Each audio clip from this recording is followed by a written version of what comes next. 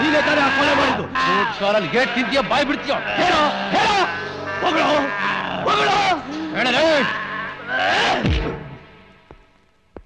ನನ್ನ ಮಕ್ಕಳ ಬಾಯ್ ಬಿಟ್ಟೇನು?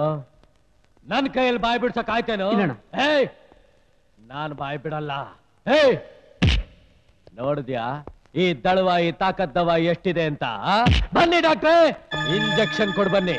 ಅಲ್ಲ, ನಿಮ್ ಕಡೆಯವರಿಗೆ ಪೊಲೀಸ್ ಡ್ರೆಸ್ ಹಾಕ್ಸಿ ಈ ತರ ಹೊಡ್ತಾ ತಿಂತಿದ್ದೀರಲ್ಲ, ಯಾತಕ್ಕೆ? ಅದೇ ದಳವಾಯಿ ಸ್ಪೆಷಲ್ಲು.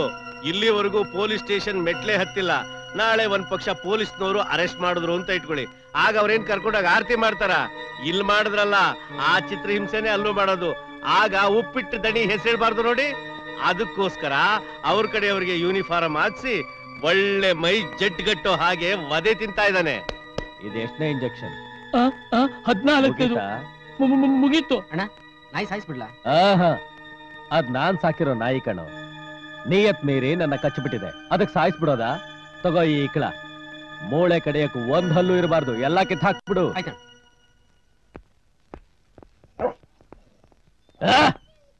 ತಗೊಳ್ಳಿ.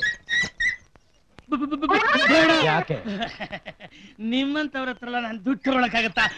ಬೇಡ, ನನ್ನನ್ನು ಬಿಡ್ತೀರಿ. ನಿನ್ನ ಅಡ್ಡಾದಲ್ಲಿ ನಿನ್ನ ಅವಾತ್ರ ನೋಡಿದ ಮೇಲೂ ಕಾಸ್ ಕೇಳಕ್ ಯಾವ ನನ್ನ ಮಗನಿಗೆ ಜಿಲ್ಲಿರುತ್ತೆ ಹೇಳು? ಕಾಲ್ ಕಿತ್ರ ಸಾಕು ಅಂತ ಇರ್ತಾರೆ. ಬಂದ್ ವಿಷಯ ಏನು? VP ಸಾಹೇಬ್ರು ಒಂದ್ ಆಫರ್ ಕಳ್ಸಿದ್ದಾರೆ. ಮಿಕಾ ಯಾರು? ಮಿಕಾ ಅಲ್ಲ, ಇದ್ರಲ್ಲಿ ಚಾಣ ಪತ್ತರವನು. ಹುಷಾರಾಗಿ ಡೀಲ್ ಮಾಡ್ಬೇಕು. ಮಿಕಾ ಯಾರು ಅಂತ ಮಾತ್ರ ಕೇಳಿದ್ ನಾನು. DC ಸೂರ್ಯ. ಅಣ್ಣ, ಮೊನ್ನೆ ಬಡ್ಡಿ ವಸೂಲಿಗೆ ಹೋದಾಗ ಅಟ್ಯಾಕ್ ಮಾಡ್ದ ಅಂತ ಹೇಳಿದ್ವಲ್ಲ, ಅದೇ DCನೇ. ಏಯ್, 2 ಉಂಡೆ ರೆಡಿ ಮಾಡು. ಅವನ್ ಕಥೆ ಖಲಾಸ್.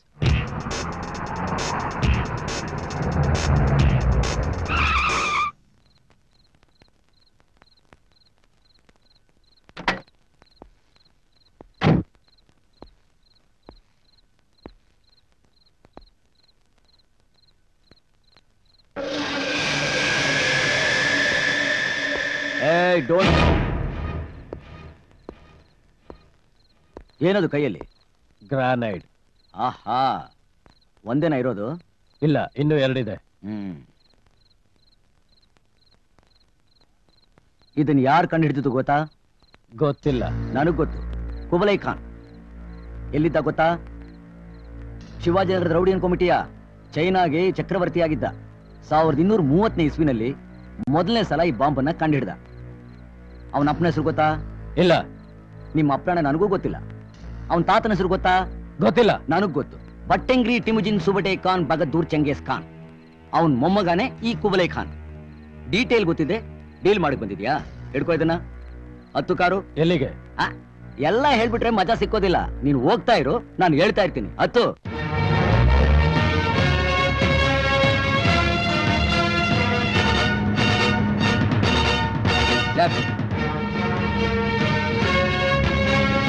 Stop stop, ನಿಲ್ಸುತ್ತಮ್ಮ. 1 ಲಾಡು ಉಂಡೆನ ಇಲ್ಲೆಸಿ. ಸರ್, ಅದು VP ಫ್ಯಾಕ್ಟ್ರಿ ಸರ್. ಅದು ಅದಕ್ಕೆ ಎಸಿ ಅಂತ ಹೇಳಿದ್ದು. ಎಸಿತೀಯೋ ಇಲ್ವೋ?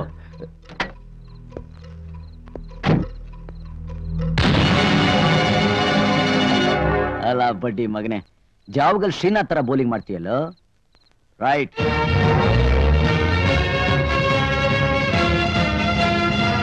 ಲೆಫ್ಟ್. ತೆಗಿ 1 ಲಡ್ಡು, ಅಲ್ಲೊಂದು ಹಾಕು.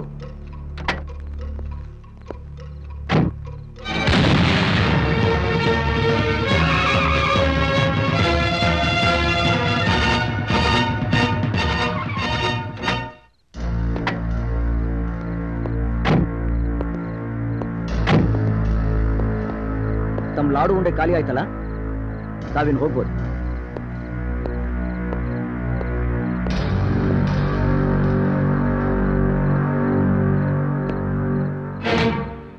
ಏ ಗಬ್ರು,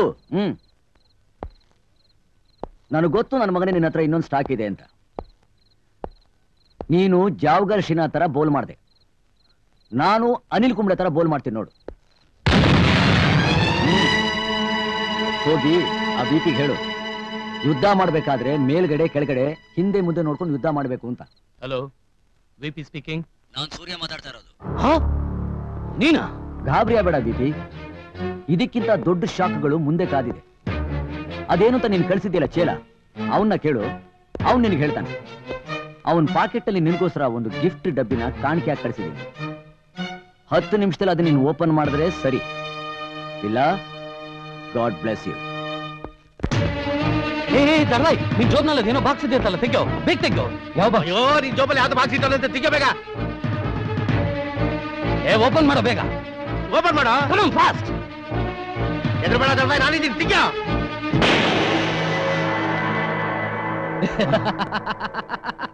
ಯಾಕೋ, ಏನಾಯ್ತು? ಅಯೋಮಯ ಆಗ್ತಿದ್ಯಾ ಬಿಪಿ? ಅವನ್ ಜೇಬ್ನಲ್ಲಿಟ್ಟಿದ್ದು ಲಾಫಿಂಗ್ ಗ್ಯಾಸ್, ಅಂದ್ರೆ ನಗಿಸೋ ಅನಿಲ. ಅವನ್ ನಗ್ತಾನೆ ಇರ್ತಾನೆ, ಸ್ವಲ್ಪ ಹೊತ್ತಾದ್ಮೇಲೆ ಮೂಗ್ನಲ್ಲಿ ರಕ್ತ ಕಾರ್ಬಿಟ್ಟು ಸುಮ್ಮನಾಗ್ತಾನೆ. ನೋಡು, ಯುದ್ಧ ನಡೀತಾ ಇರೋದು ನಮ್ಮಿಬ್ಬರ ಮಧ್ಯೆ ಮಾತ್ರ. ನನ್ನ ತಾಯಿಗಾಗ್ಲಿ ಹೆಂಡತಿಗಾಗ್ಲಿ ತೊಂದರೆ ಕೊಟ್ರೆ ಬಿಪಿ ಮಗನೇ ಪಿಪಿ ಊದಿಸ್ಬಿಡ್ತೀನಿ, ಹುಷಾರ್. ವಿಪಿ ಸಾರ್, ಆ ಡಿಸಿ ನಿಮ್ ಫ್ಯಾಕ್ಟ್ರಿ ಮೇಲೆ ನನ್ ಕೈಲೇ ಬಾಂಬ್ ಹಾಕ್ಸಿ ಬ್ಲಾಸ್ಟ್ ಮಾಡಿಸ್ಬಿಟ್ಟ. ಅವ್ನು ಹಾಕೋದಿದ ತಕ್ಷಣ ನೀನ್ ಹಾಕ್ಬಿಡದ ಮನೆಯಾಳ? ಅಷ್ಟೇ ಅಲ್ಲ ಗುರು, ಅದೇ ನಿನ್ ಸೆಕೆಂಡ್ ಪ್ರಾಪರ್ಟಿ ಸ್ಯಾಂಡ್ವುಡ್ ಕಮಲಾ, ಅವಳಿಗೆ ನೀನ್ ಕಟ್ಸ್ಕೊಟ್ಟಿದ್ಯಲ್ಲ ದೊಡ್ಡ ಮಗಳ, ಅದು ನನ್ ಕೈಲೇ ಡಮಾರ. ನೀನು ಹುಚ್ಚಿರ್ದಿಲ್ಲ ಗುರು, ಹಿಂದೆ ಗನ್ನಿಟ್ಟು ಮಾರ್ಸ್ ಕೆಲಸ ಮಾಡಿಸ್ಬಿಟ್ಟ. ಅಲ್ಲ ಅಂತ ಇವನು ಏನೋ ಕಿಸ್ ಚೆತ್ತಾಕ್ಬಿಡ್ತೀನಿ ಅಂತ ಹೋಗಿ ನನ್ನ ಮನೆನ ಗುಡ್ಸಿ ಗುಂಡಾಟ ಮಾಡಿಕೊಟ್ಟ. ತತಾಲಿ phone. Surya, you are really great, but ಅನುಭವಿಸ್ತೀಯ. ಏಯ್,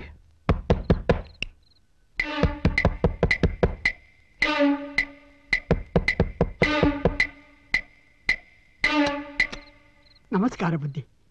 ನಾಳೆ ಬೆಳಿಗ್ಗೆ ನನ್ನ ಮಗಳ ಮದುವೆ ಇದೆ. ಬೆಳಿಗ್ಗೆ 7 ಗಂಟೆ ಒಳಗೆ ಮುಹೂರ್ತ ಮುಗಿದೋಗುತ್ತೆ. ಈಗ ಸಾಲ ಸೋಲ ಮಾಡಿ ಮದುವೆ ಸಾಮಾನೆಲ್ಲ ಒದಗಿಸ್ಕೊಂಡಿದ್ದೇನೆ. ಆದರೆ ಕೊನೆ ಗಳಿಗೆಯಲ್ಲಿ ತಾಳಿ ತರೋದಕ್ಕೆ ನನ್ನೆಲ್ಲ ಹಣಕ್ಕೆ ತೊಂದರೆ ಆಗಿದೆ ಬುದ್ಧಿ, ತೊಂದರೆ ಆಗಿದೆ. ತಾವು ದೊಡ್ಡ ಮನಸ್ಸು ಮಾಡಿ ನನ್ನ ಮಗಳಿಗೆ ತಾಳಿ ಭಾಗ್ಯ ಕರುಣಿಸ್ಕೊಡ್ಬೇಕು ಬುದ್ಧಿ, ಕರುಣಿಸ್ಕೊಡ್ಬೇಕು. ಬನ್ನಿ, ಒಳಗೆ ಬನ್ನಿ.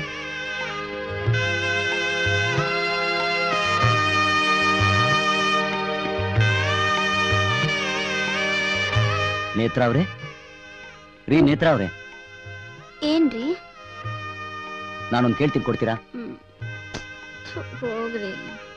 ನನಗೆ ನಿಮ್ ತಾಳಿ ಬೇಕು, ಕೊಡ್ತೀರಾ? ತಾಳಿ? ತಾಳಿನಾ? ದಯವಿಟ್ಟು ತಪ್ಪು ತಿಳ್ಕೋಬೇಡಿ, ನಾನ್ ಜೀವನ್ ಪರ್ಯಂತ ನಿಮ್ ಜೊತೆನೇ ಇರ್ತೀನಿ. ಈ ತಾಳಿ ಒಂದು ಸಂಕೇತ ಮಾತ್ರ. ಈ ಚಿನ್ನದ ಬಿಲ್ಲೆ ಇನ್ನೊಬ್ಬರ ಕಷ್ಟನ ತೀರ್ಸೋ ಹಾಗಿದ್ರೆ ನೀವ್ ಯಾಕೆ ಕೊಡ್ಬಾರ್ದು? ಕಾರಣ ಇಲ್ಲದೆ ನಾನು ಕೇಳ್ತಿಲ್ಲ. ಆಯ್ತು, ನಿಮ್ ಸಂತೋಷನೇ ನನ್ ಸಂತೋಷ. ತಗೊಳ್ಳಿ. ತಾಳಿ ತೆಗಿಬೇಡಮ್ಮ. ನೀನ್ ಅವಳನ್ನ ತಾಳಿ ಕೇಳೋದು ತಪ್ಪು, ಅವಳು ಬಿಚ್ಚಿ ಕೊಡೋದು ತಪ್ಪು. ತಗೊಳ್ಳೋ, ನಿಮ್ಮಪ್ಪ ಕಟ್ಟಿ ತಾಳಿ ತಗೊಂಡು ಹೋಗು. ಅವ್ರ ಹೆಸರಲ್ಲಿ ಇದು ಬೇರೆಯವ್ರಿಗಾದ್ರೂ ಉಪಯೋಗ ಆಗ್ಲಿ. ಅಮ್ಮ, ತಗೊಂಡು ಹೋಗು. ತಗೊಳ್ಳಿ, ನಿಮ್ಗೆ ಒಳ್ಳೇದಾಗ್ಲಿ. ದೇವರು ಸ್ವಾಮಿ, ನೀವು ನಿಜವಾಗಿಯೂ ನನ್ನ ಭಾಗದ ದೇವರು ಸ್ವಾಮಿ, ದೇವರು. ಅಯ್ಯೋ, ನಾ ಸಾಮಾನ್ಯ ಮನುಷ್ಯ. ದೇವರಾಗಿದ್ರೆ ಕೆಜಿ ಗಟ್ಲೆ ಚಿನ್ನ ಕೊಡ್ತಿದ್ದೆ. ಇಲ್ಲ ಸ್ವಾಮಿ, ನನ್ನ ಮಗಳು ಬಾಳು ಉಳಿಸ್ಕೊಟ್ರಿ. ನಿಮ್ ಸಂಸಾರನ ದೇವರು ಸುಖವಾಗಿಟ್ಟಿರ್ಲಿ ಸ್ವಾಮಿ, ಸುಖವಾಗಿಟ್ಟಿರ್ಲಿ.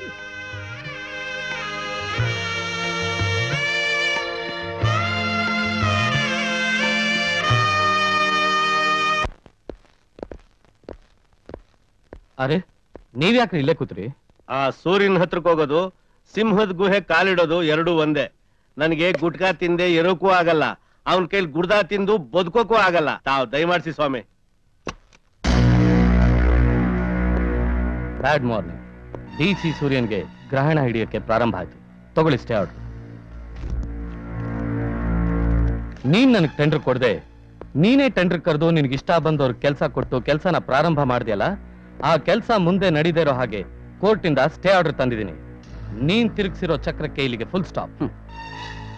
ಸೂರ್ಯನ ಗ್ರಹಣ ಹಿಡಿದ್ರೆ ಅದು ಕೆಲವು ಗಂಟೆಗಳು ಮಾತ್ರ. ಯಾವ ಮೂರ್ಖಾನು ಅಂಗೈ ಅಡ್ಡ ಹಿಡಿದು ಆ ಸೂರ್ಯನ ಪ್ರಕಾಶನ ತಡೆಯೋಕ್ಕಾಗೋದಿಲ್ಲ. ನಾನ್ ಚಕ್ರ ತಿರುಗಿಸಿದ್ದಾಯ್ತು. ಇನ್ ಫುಲ್ ಸ್ಟಾಪ್ ಅನ್ನೋ ಪ್ರಶ್ನೆನೇ ಇಲ್ಲ. ನಿನಗ್ ನನ್ನ ತಡೆಯೋ ದಮ್ಮಿದ್ರೆ ತಡೆದ್ ನೋಡು. ನಾನ್ ತಡೆಯೋಲ್ಲ, ಕೋರ್ಟ್ ಅಲ್ಲಿ ಜಡ್ಜ್ ತಡಿತಾರೆ. ಹಾಗಾದ್ರೆ ನಾವು ಅಲ್ಲೇ ಭೇಟಿ ಮಾಡೋಣ. ತಾವಿನ ಜಾಗ ಖಾಲಿ ಮಾಡ್ಬೋದು.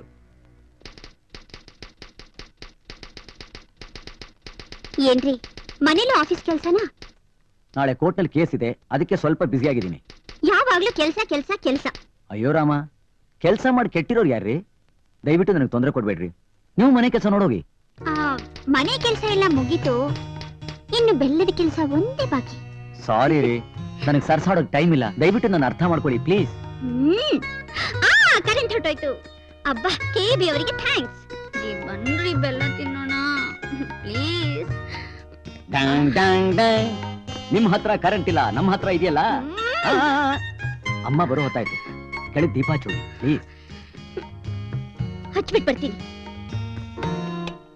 ಎಲ್ಲರಂತಲ್ಲ ನನ್ನ ಗಂಡ, ಎಲ್ಲರಂತಲ್ಲ ಎಲ್ಲರ. ಅಯ್ಯೋ ನನ್ ಕರ್ಮ. ನೇತ್ರ ಅವ್ರೆ, ಏನದು ಡಿಮಿಲ್ ಅಂತ ಶಬ್ದ? ಏನೂ ಇಲ್ಲ ರೀ. ನೇತ್ರ, ಕರೆಂಟ್ ಹೋಗಿದೆ, ದೀಪ ಹಚ್ಚಬಾರ್ದನಮ್ಮ.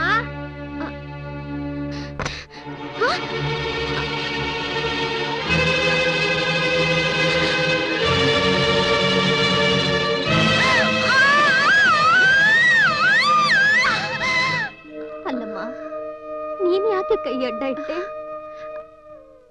ಅವತ್ತು ಡಾಕ್ಟರ್ ಹೇಳಿಲ್ವಾ ನಿಮಗ್ ಶುಗರ್ ಇದೆ ಅಂತ? ಅದಕ್ಕೂ ಇದಕ್ಕೂ ಏನು ಸಂಬಂಧನೇ ತಾಯಿ? ಅತ್ತೆ, ಸಕ್ಕರೆ ಕಾಯಿಲೆ ಇರೋರಿಗೆ ಗಾಯ ಆದ್ರೆ ಆ ಭಾಗನೇ ತೆಗೆದುಹಾಕ್ಬಿಡ್ತಾರಂತೆ.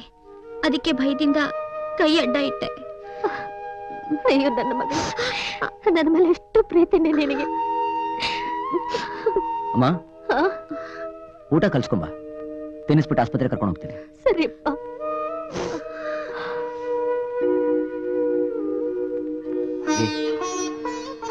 ಎಷ್ಟು ಒಳ್ಳೆ ಮನಸ್ಸಿದೆ ನಿಮ್ಗೆ. ತುಂಬಾ ನೋವಾಗ್ತಾ ಇದೆಯಾ? ನೀವು ಜೊತೆಲಿದ್ರೆ ನನಗೆ ಯಾವ ನೋವು ಗೊತ್ತಾಗಲ್ಲ. ನೀವು ನನ್ನ ತಾಯಿಗೆ ತೋರಿಸಿದ ಪ್ರೀತಿಗೆ ನಾನು ನಿಮ್ಗೇನ್ ಬಹುಮಾನ ಕೊಡ್ಲಿ? ಏನು ಬೇಡ, ನೀವು ಪ್ರೀತಿಯಿಂದ ಒಂದು ಸಾರಿ ಹೋಗೆ ಬಾರೆ ಅಂತ ಕರೆದ್ರೆ ಅಷ್ಟೇ ಸಾಕು. ಕರಿತೀರೋ ಇಲ್ವೋ? ಆಯ್ತು ಕಣೆ ಬಿತ್ರಿ, ಇನ್ಮೇಲೆ ಹಾಗೆ ಕರಿತೀನಿ, ಓಕೆನಾ? ಅಯ್ಯಯ್ಯೋ, ಹೋಗೆ ಬಾರೆ ಅಂತ ಕರೀರಿ ಅಂದ್ರೆ ಬಿತ್ರಿ ಅಂತ ಬೈತೀರಾ? ಅಯ್ಯಯ್ಯೋ, ಬಿತ್ರಿ ಅಂದ್ರೆ ಬೈಗುಳ ಅಲ್ಲ ಕಣೆ ಹುಡುಗಿ, ವಯ್ಯಾರಿ ಅಂತ ಅರ್ಥ. ನೀನ್ ತಾನೇ ನನ್ ವಯ್ಯಾರಿ. ಬೆಲ್ಲ ಬೇಕ ನಿಂಗೆ? ಬಾಳೆ ಪುತ್ತಿ ಬೆಲ್ಲ ಕೊಡ್ತೀನಿ ನಿಂಗೆ. DC ಸಾಹೇಬ್ರೆ, ವಾದ ಪ್ರತಿವಾದಗಳ ನಡುವೆ ನೀವು ₹1 ಲಂಚ ಕೂಡ ಮುಟ್ಟಿಲ್ಲ, ಭ್ರಷ್ಟಾಚಾರ ಮಾಡಿಲ್ಲ ಅಂತ ಹೇಳಿದ್ರಿ. ಆಶ್ರಯ ಯೋಜನೆಯಲ್ಲಿ ಬಡವರ ಮನೆ ಕಟ್ಕೊಡೋದಕ್ಕೆ ಗೋವಿಂದ ಕನ್ಸ್ಟ್ರಕ್ಷನ್ ರೇಟ್ ಕೋಟ್ ಮಾಡಿದ್ದು ₹1,80,00,000. ಅವ್ರಿಗೆ ನೀವು ಕೆಲಸ ಕೊಡದೆ ₹1,90,00,000 ಕೇಳಿದ ಜೈ ಭಾರತ್ ಕನ್ಸ್ಟ್ರಕ್ಷನ್ಗೆ ಕೆಲಸ ಕೊಟ್ಟಿದ್ದೀರಿ. ಇದರಿಂದ ತಮ್ಗೆ ಯಾವ ಲಾಭನೂ ಇಲ್ಲ ಅಂದ ಮೇಲೆ ಸರ್ಕಾರಕ್ಕೆ ₹10 ಲಕ್ಷ ನಷ್ಟ ಮಾಡಿ ಜೈ ಭಾರತ್ ಕನ್ಸ್ಟ್ರಕ್ಷನ್ಗೆ ಯಾಕೆ ಕೆಲಸ ಕೊಟ್ರಿ ನೀವು? ಸರ್ಕಾರ ಖರ್ಚು ಮಾಡೋ ಒಂದೊಂದು ಪೈಸಾನು ಸರಿಯಾದ ರೀತಿನಲ್ಲಿ ಜನಗಳಿಗೆ ಅನುಕೂಲ ಆಗ್ಲಿ ಅಂತ. ಇನ್ನೂ ವಿವರವಾಗಿ ಹೇಳಬೇಕು ಅಂತಂದ್ರೆ ಒಂದು ಸಣ್ಣ ಉದಾಹರಣೆ ತೋರಿಸಬೇಕಾಗುತ್ತೆ. ಯುವರ್ ಆನರ್, ಅದಕ್ಕೆ ತಮ್ಮ ಪರ್ಮಿಷನ್ ಕೇಳ್ತಾ ಇದ್ದೀನಿ. Permission granted. Thank you your honour. ಇದರಿಂದ ಒಂದು ಕಡ್ಡಿಗೀರಿ.